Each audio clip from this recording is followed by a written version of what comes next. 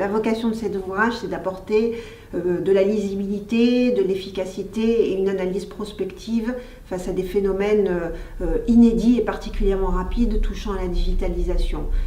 La digitalisation, ce n'est pas uniquement un changement de méthode et de technique, c'est véritablement des mutations culturelles et sociologiques. Les banques et les assurances ont un rôle majeur à jouer dans cette mutation-là, puisqu'elles sont au cœur des rapports et des relations et qu'elles sont porteuses de valeurs dont elles ont la charge d'assurer la continuité et dont la valeur cardinale est absolue, et la confiance notamment, la confiance avec le consommateur. La confiance avec le consommateur, elle va se jouer dans plusieurs niveaux d'opérations et de rapports entre la banque et le dit consommateur.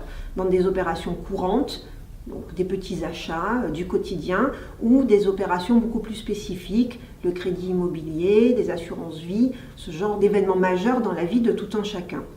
C'est dire à quel point la réussite du processus de digitalisation dans la société globalement est intrinsèquement liée avec l'art et la manière qui sera adoptée par les banques pour porter haut ce processus.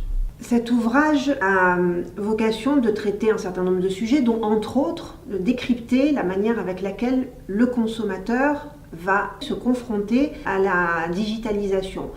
Par exemple, comment est-ce que lorsqu'on a un contrat qui est signé en un clic, donc en une impulsion, comment dans cette impulsion faire rentrer l'obligation d'information, les obligations précontractuelles, le droit de rétractation.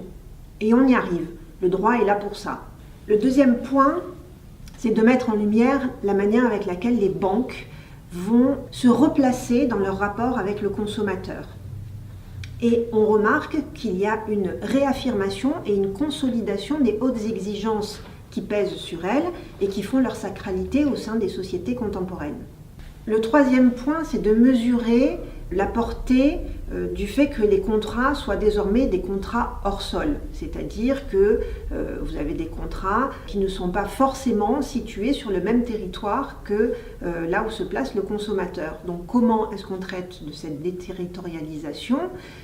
Comment est-ce que la notion de support durable vient mettre de la tangibilité là où on n'a que de l'immatériel ? En droit, ce n'est pas une mince affaire.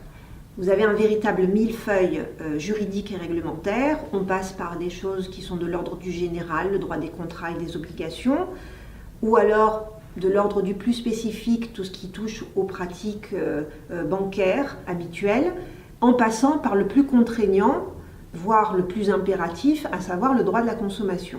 Le but de cet ouvrage, c'est d'identifier les lignes de cohérence continue et donc de faire émerger les stratégies en temps réel, le temps du numérique.